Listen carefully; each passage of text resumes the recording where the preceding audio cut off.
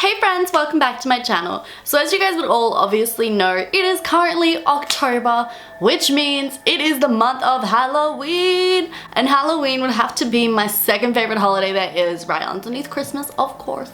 So for the first week of Halloween, I obviously had to come at you guys with a kind of spooky theory video. So today, we're going to be discussing the theory on how everyone in The Nightmare Before Christmas died.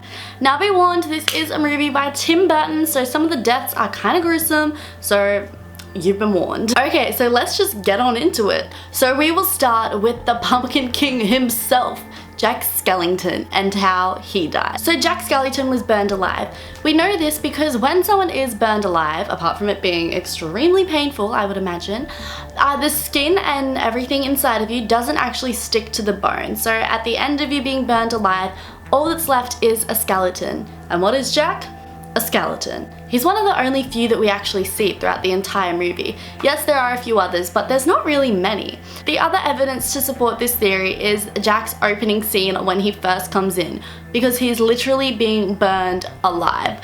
Jack comes in on this straw horse and then sets himself on fire, dances around in the fire for a moment, and then goes into the water and emerges as Jack Skellington, the skeleton. So he's quite literally shown us how he died. So for Jack, there's really not much need for speculation. He was burned alive. Now for the other main character of the movie, Emily. This one's pretty obvious because it's shown all throughout the movie, but she was obviously dismembered, which means that her limbs were all pulled apart. And we can see this as her limbs are constantly falling apart and she's constantly being put back together. However, it's been said that she was actually killed back in the day for being suspected of being a witch. Because we know that Emily has powers to see into the future, we know this from when she's trying to warn Jack that if he takes over Christmas, it'll be detrimental. Because she says, "Jack, I had a vision," which means she can obviously see into the future. So it's been said that back in the day, she used some of her psychic powers and was actually accused of being a witch,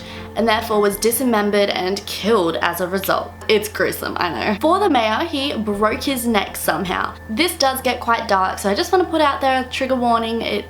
This next part talks about suicide, so just so you know. So the mayor broke his neck, and it's been said that he actually had bipolar, which is where you go from really, really high, like on the best high emotions, and then you drop down to being really, really sad. That's obviously a very brief explanation. This would explain why he can go from being insanely happy to insanely sad like that. And he can quickly change his faces because his neck was broken. Now it's been said that his neck was broken because he possibly hung himself. So Finkelstein is another obvious one because he died of being poisoned, and all throughout the movie we see Sally poisoning him.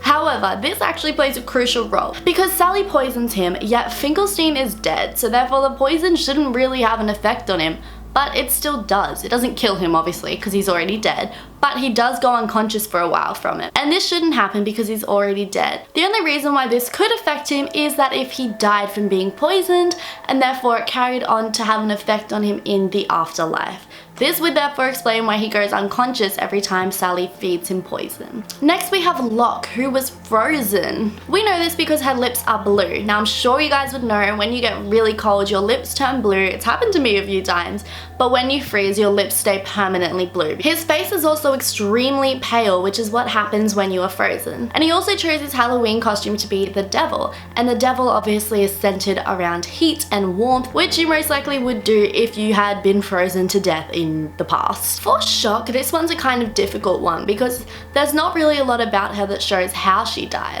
The only real giveaway is her lips that have a slightly purple tinge, and this basically means that you died any natural death, so you couldn't die from being burned, frozen, electrocuted, etc. So there's not really a lot known about her.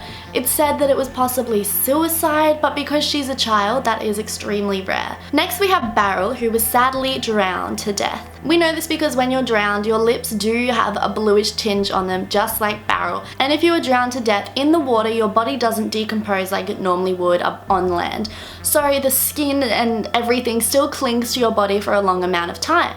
And for his Halloween costume, Beryl chose to be a skeleton. And it's said that he dressed up as a skeleton to possibly fulfill his wish of always wanting to have a proper funeral, because obviously if he drowned, he wouldn't have. But the next character's death that we're going to discuss is Oogie. So Oogie was actually skinned alive, which I know is so gross. But not only was he skinned alive, he was also just left. His body was just left somewhere.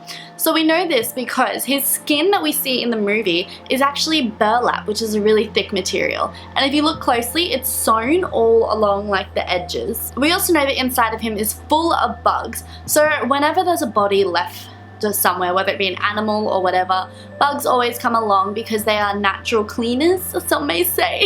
So bugs always come along and they eat out the insides and do what they do. So when his body was taken into the afterlife, the insects inside of him went with him. So therefore, when he eventually died, the insects became a part of his body with him in the afterlife. This would explain why he is full of insects and no one else is. And since these insects were a part of his body but he didn't have any skin to keep them in, he used burlap as the material for his body because it's a thick material and the insects can't chew through it and escape. That one is so gross. I know, it's the worst. And lucky last, or more unlucky last, we have Zero, the gorgeous little doggy that we have discussed in multiple theory videos. Zero, Jack Skellington's dog, was actually electrocuted. This one's another one that's pretty obvious. So when you're electrocuted, the first thing to come out of your body is smoke, and Zero highly resembles a puff of smoke. He also has a glowing light bulb for his nose that actually works, like it lights up. And for that to work, he has to have some kind of electricity flowing through his body.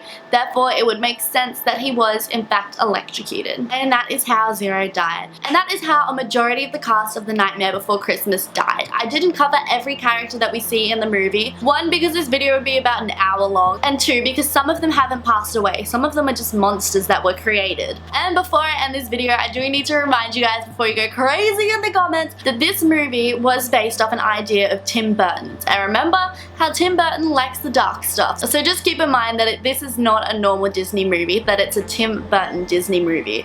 And he always comes up with crazy backstories for his characters. So thank you guys all so much for watching. If you did like this video, please give it a thumbs up and subscribe to my channel. If you are already subscribed, make sure you turn on that notification bell so you get a notification every single time I upload. I'm also on Instagram, Pinterest, and Twitter. The link will be down below as always and on the screen right now. And I will see you guys in next week's video. Bye!